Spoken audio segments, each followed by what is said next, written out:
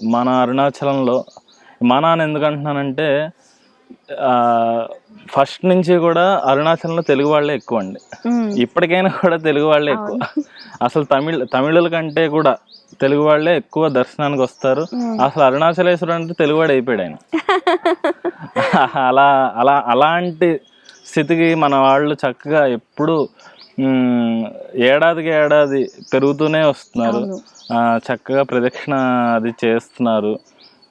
ఇదే సందర్భంగా ఇంకొక ప్రదక్షిణ చేసేవారందరికీ ఒక్క చిన్న మనవి చేయదలుచుకుంటున్నాను. ఏంటంటే ప్రదక్షిణ చేసినంతసేపు మౌనంగా ఎలాంటి పాటలు లేకపోతే ప్రవచనాలు కుదిరితే వినకుండా మౌనంగా చేయండి. 14 కిలోమీటర్లు మీరు ఎంతో ప్రయాసపడి, ఎంతో కష్టపడి, ఎంతో శారీరక శ్రమతో మీరు 14 కిలోమీటర్లు నడుస్తారు.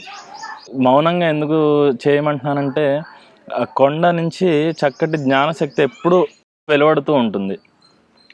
మనం మౌనంగా అంటే మాటలు కాదు, మనసు మౌనంగా ఉంటేనే దాన్ని ఆ శక్తిని అబ్జార్బ్ చేసుకోగలిగే కెపాసిటీ మన బాడీకి వస్తుంది. అంచేత కుదిరితే అంత మనసును కూడా మౌనంగా తిరగండి. లేదు అంటే కనీసం నామస్మరణతో తిరగండి.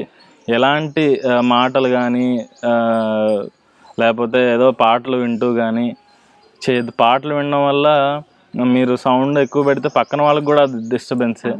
సో మీరు మౌనంగా ప్రదక్షిణ చేయడం వల్ల మీకు తెలియదు, ఆ శక్తి మీకు ఇప్పుడు తెలియకపోవచ్చు, కానీ అది మీ లోపల ఉన్న జీవానికి ఎంతో అవసరమైంది ఆ శక్తి.